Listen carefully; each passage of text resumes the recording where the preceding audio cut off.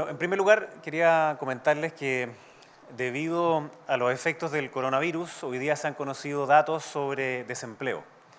Lamentablemente, los datos y las cifras del INE nos muestran que desde el año pasado a la fecha se han perdido 1,8 millones de empleos.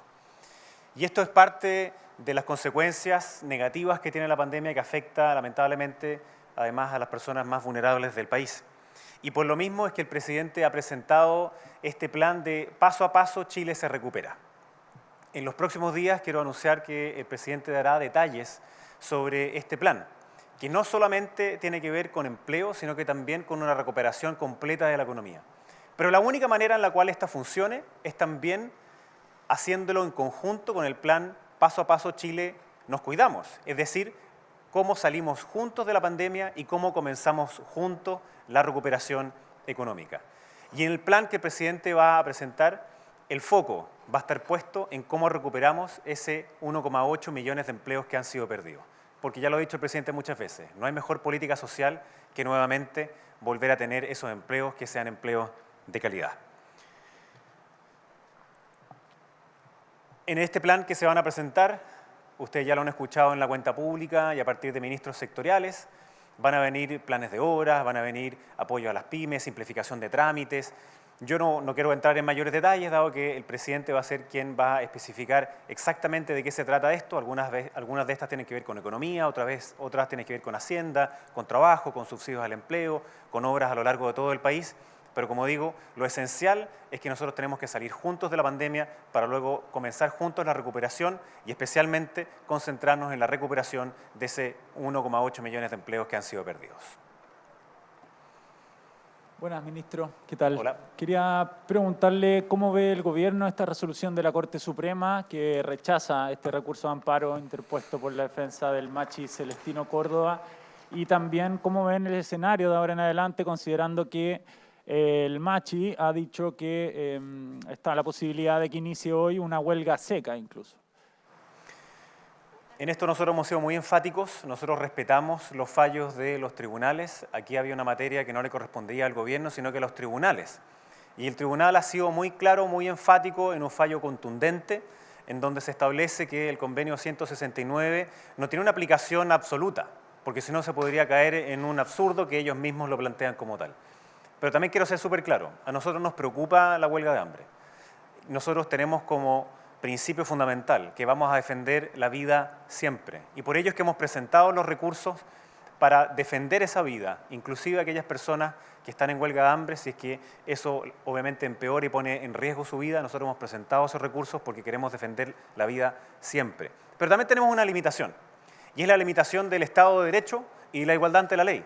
Hemos tenido contacto permanente y diálogo con el machi, de manera de que él pueda deponer esta huelga de hambre. Nosotros sí queremos que él pueda deponer la huelga de hambre, pero tenemos la restricción del Estado de Derecho, y el tribunal ha sido muy claro en ese fallo, así como también de la igualdad ante la ley. Por ello es que el Ministerio de Justicia ha tenido conversaciones permanentes en ámbitos de Gendarmería y del propio subsecretario de Justicia y luego el ministro, y queremos seguir en esa misma línea. Entonces, yo me tomo también de las palabras del ministro de Salud, que él lo solicitaba de médico a médico, que depusiera su huelga de hambre. Yo quiero pedirle también lo mismo. Nosotros como gobierno estamos preocupados por la salud de las personas, pero nosotros no vamos a pasar por arriba del Estado de Derecho, porque tenemos que recordar que Celestino Córdoba está preso por 18 años debido a un crimen horroroso, en donde murieron 2 ancianos calcinados que fueron quemados en su hogar. Y respetando el Estado de Derecho, respetando los fallos de los tribunales, nosotros pedimos que pueda deponer su huelga de hambre. Ministro, cuando habla de estos recursos y que van a hacer todo lo que esté en sus manos para proteger el estado de salud del machi, ¿eso implica incluso la alimentación forzada o algún recurso de ese tipo? Efectivamente, eso no puede hacerse si no es con un fallo del tribunal, y en este caso el fallo del tribunal está, y por tanto nosotros estamos disponibles a defender la vida de todas las personas siempre. Ministro, ¿qué opina de la propuesta de la UDI de crear un penal especial y específico para los pueblos originarios? Bueno, obviamente los partidos tienen el legítimo derecho de presentar distintas alternativas. Yo no conozco el detalle de la propuesta, solamente vi algunos titulares, me interesaría verla, por supuesto, con mayor detalle. No es la primera vez que se escucha algo como aquello y la vamos a valorar en su justo mérito. Ministro, ¿Qué decisión ha tomado, en qué está la conversación con el CERVEL para tomar la decisión con los pacientes COVID que quieran ejercer su derecho a voto el día del plebiscito? Hoy día en la mañana el presidente del Consejo Directivo del CERVEL decía que él no veía como una buena opción que hayan colegios especiales para que las personas con COVID vayan a ejercer su derecho a sufragio. A nosotros nos interesa como gobierno de que el plebiscito sea especialmente participativo, transparente y seguro. Y cuando me refiero a seguro, es seguro desde la perspectiva sanitaria, así como también seguro desde la perspectiva de orden público. Tenemos distintas experiencias en el mundo. Hay un caso, por ejemplo, el de Serbia, en donde a pesar de que tenían muy bajos contagios, no tomaron las medidas adecuadas en términos sanitarios y lamentablemente después hubo un brote casi mayor que el que tenían antes. Y otro caso es el de Corea del Sur, en donde también tenían bajo contagio, pero sí tomaron las medidas adecuadas y finalmente no se produjo un rebrote. Nos interesa entonces que este plebiscito sea especialmente, o que se vea con mucha precaución qué pasa con los grupos de riesgo, que los adultos mayores puedan sentirse seguros al participar. Y de nuevo, se está trabajando con el CERVEL ese tipo de medidas de este plebiscito seguro que se ha denominado. Hay ciertos aspectos que tienen que ver con el Ministerio de Salud, pero hay otros que tienen que ver con otra regulación que también nos compete a nosotros, por ejemplo, en el ámbito de la regulación del financiamiento. De nuevo, para que este sea un plebiscito seguro, transparente y altamente participativo, nosotros estamos viendo todas las alternativas, nos interesa que haya mucha participación de forma que refleje efectivamente lo que piensan los ciudadanos sobre el plebiscito. Ministro, pero más allá del financiamiento, de las normas del plebiscito seguro, ¿qué se va a hacer con las personas contagiadas que ese día quieran votar? Esa es una materia que obviamente tiene que estar vista desde el reglamento sanitario, así como también del propio CERVEL. Recordemos que todos los chilenos tienen derecho a voto que está garantizado por la Constitución. Por tanto, no puede haber una ley que les quite ese derecho a voto. Hay algunas excepciones, ¿no? Hay personas que están privadas de libertad por más de 5 años y un día, etcétera. Pero en este caso nos preocupa que sea un plebiscito seguro, tanto en términos sanitarios como en términos de seguridad pública. Y eso es uno de los aspectos que obviamente el CERVEL tiene que ver con el Ministerio de Salud, de manera de que ninguna persona se vea ahuyentada de poder participar o tenga temor de participar, especialmente los adultos mayores, por el riesgo de contagio. Nos preocupa mucho y vamos a tomar todas las medidas que estén a nuestro alcance. Ministro, buenas tardes. Ayer conocimos la muerte del ex arzobispo de La Serena, Francisco Cox. Muere acusado de abusos. ¿Qué reflexión hace el gobierno respecto a este caso? ¿Qué se puede hacer para evitar que personas mueran finalmente tranquilamente en sus casas con todas estas acusaciones encima? Bueno, primero hay que decir que es ex religioso porque fue expulsado de la Iglesia Católica por el Papa Francisco precisamente debido a estos abusos que son completamente inaceptables. Y por supuesto que si los delitos que se estaban investigando en nuestro país, los abusos que se estaban investigando, terminan por ser sobreseídos, hay una sensación de completa impunidad. Esa es una de las razones por las cuales este gobierno impulsó un proyecto de ley sobre establecer la imprescriptibilidad de los delitos que se cometen de abuso contra menores, para que no tengamos más víctimas que tengan que lamentar la impunidad, especialmente en el ámbito de los religiosos que han cometido abuso en el último tiempo. Chile ha tomado conciencia de aquellos y hay fundaciones que se han generado precisamente sobre este tema y la conversación de cómo es completa y totalmente inaceptable que se avale o se pretenda encubrir cualquier tipo de abuso. Y en este caso, yo espero que las víctimas, en esa sensación de impunidad, puedan también sobreponerse a la misma. Hola, ministro, muy buenas tardes. Finalmente, en el día de hoy se presenta esta acusación constitucional en contra de la jueza Silvana Donoso, que otorgó la libertad condicional a Hugo Bustamante en el caso Ámbar. Lo que ha dicho la Corte Suprema desde su vocería es que no corresponde esta acusación constitucional. Le quería preguntar a usted si considera como gobierno que es pertinente que el Congreso pueda utilizar esta herramienta en este caso. Nosotros somos respetuosos de los poderes del Estado, en este caso del Poder Judicial y la independencia del mismo en sus fallos, y como hemos dicho, nosotros respetamos y acatamos sus fallos. Sin embargo, eventualmente uno puede comentarlos, pero eso no significa que tenga que respetarlos y acatarlos. Y el Congreso Nacional tiene ciertas atribuciones, entre las cuales está presentar una acusación constitucional contra los ministros. Y así se ha ejercido ese derecho. Pero quiero recordar que la jueza, y tal como lo ha dicho la vocera de la Corte Suprema, ha fallado conforme a derecho. Y por lo mismo, por un lado se presenta la acusación constitucional, por otro la vocera de la Corte Suprema dice que ha fallado en derecho. Este gobierno presentó un proyecto de ley para que ese mismo inciso que dejó libre a este criminal asesino no hubiese podido estar libre si se hubiese estado vigente la ley tal como se aprobó el 2018 y entró en vigencia el 2019. Para nosotros el foco en esto es clarísimo. Queremos proteger siempre a las víctimas. Y por lo mismo, como yo les he anunciado en veces pasadas, que no son solo palabras, sino que son acciones. De ahí la ley que puso más estrictas las libertades condicionales. De ahí la ley que presentó hoy día mismo el presidente Piñera, que se ha denominado Juan Barrios.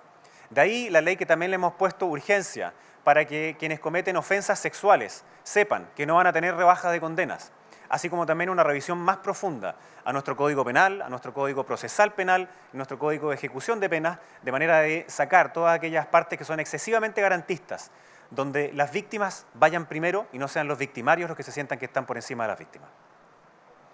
Ministro, mañana el Tribunal Constitucional decide si destituye o no a Hugo Gutiérrez. ¿El Ejecutivo tiene una opinión respecto a este tema? Si bien este no es otro poder del Estado, obviamente le compete al Tribunal Constitucional el definir sobre una presentación que se hace también por un grupo de diputados y nosotros respetamos también la independencia del Tribunal Constitucional. Ministro, hoy día vimos al presidente en una región, el propio ministro también de Salud hizo lo suyo, el propio ministro del Interior lo ha hecho también. Es parte de todo un despliegue territorial, obviamente siempre con las medidas sanitarias, pero hay un objetivo de ir más a regiones. ¿Usted en su caso también va a tener esa dinámica de más presencia, por ejemplo, en los territorios? El presidente nos ha pedido a absolutamente todos los ministros que nos despleguemos en el territorio, como él ha dicho, menos escritorio y más territorio. Y hoy día no solamente son los ministros que usted ha mencionado, sino que también hay otros ministros que también están fuera de Santiago, porque la labor del gobierno no es solamente Santiago. Tenemos clarísimo que Santiago no es Chile. Yo, como vivo además afuera de la provincia de Santiago, me toca vivir exactamente algo parecido. Dentro de las mismas regiones hay provincias que también se sienten como si fueran regiones. Y por lo mismo, por ejemplo, el ministro de Energía está en Temuco, el ministro de Bienes Nacionales está en Tarapacá. Es decir, hay un despliegue permanente de los ministros, los subsecretarios, para que puedan estar en regiones llevando el mensaje y las buenas noticias del gobierno, así como también escuchando las necesidades de cada una de las personas. De nuevo, nosotros queremos que las urgencias y los dolores de las personas sean las urgencias de este gobierno. Ministro, llevarlo de vuelta al tema de Celestino Córdoba, sigue la huelga de hambre. ¿Qué puede hacer el gobierno para que, más allá del llamado a que la termine, qué puede hacer para tratar de armonizar el 169 con la legislación o tratar de responder a alguno de sus requerimientos para que efectivamente pare la huelga de hambre? La armonía del 169 con la legislación es algo de lo que ha fallado hoy día el tribunal. Precisamente de eso se trataba el fallo. Y como nosotros hemos dicho, tenemos un primer principio que vamos a defender la vida siempre y por eso hemos presentado los recursos que puedan implicar inclusive una alimentación forzosa, porque queremos proteger la vida de absolutamente todas las personas. En segundo lugar, nosotros sí tenemos toda la disposición, y así lo hemos demostrado, en dialogar, lo hemos hecho con el vocero, la vocera del Machi Córdoba, de manera de que pueda deponer esa huelga, pero con una limitación, o una doble limitación. Primero, el Estado de Derecho, y como digo, entonces, el tribunal ya ha fallado en ese sentido, y en segundo, en la igualdad ante la ley. Por tanto, se están viendo qué tipo de beneficios carcelarios se puedan acceder, de manera que él pueda deponer esa huelga. Y nos interesa muchísimo cuál es la evolución de la salud de Celestino Córdoba, pero nos interesa también de sobremanera que nosotros no pasemos por encima del Estado de Derecho. Hola, ministro. El martes el ministro Pérez y el canciller Alamanda hablan del trámite de la reforma a las migraciones, diciendo que las indicaciones que está proponiendo la oposición incentivan una migración irregular. ¿Cómo ve el gobierno la votación que sería en sala la próxima semana y cuál es el llamado también que se hace para poder reformular este tema? Decirlo también con todas sus letras. Lamentablemente, por la pasividad del gobierno pasado, en 4 años entraron muchísimas personas que luego quedaron de forma irregular. Los países necesitan tener una migración segura y regular. ¿Y por qué se hace eso? Se hace porque es conveniente para los chilenos y también conveniente para los extranjeros. De lo contrario, quedaban personas en este limbo, en donde no podían tener sus documentos, donde no podían acceder a sus derechos, donde algunos eran abusados de sus derechos. Por eso es que este gobierno presentó, en el primer gobierno del presidente Piñera, una ley que fue detenida completamente luego, hace más de 7 años que estamos tratando de tramitarla. Y las indicaciones que han hecho los señores parlamentarios van en el sentido contrario de proteger a los extranjeros y proteger también a los chilenos. Por tanto, yo espero que el Senado en esto se ponga en la posición de los chilenos y los extranjeros que están aquí de manera regular. Ese es nuestro punto. Hacemos un llamado entonces a que protejamos a nuestro país, a que tengamos una migración segura y regular, como es lo que indica además los distintos tratados internacionales.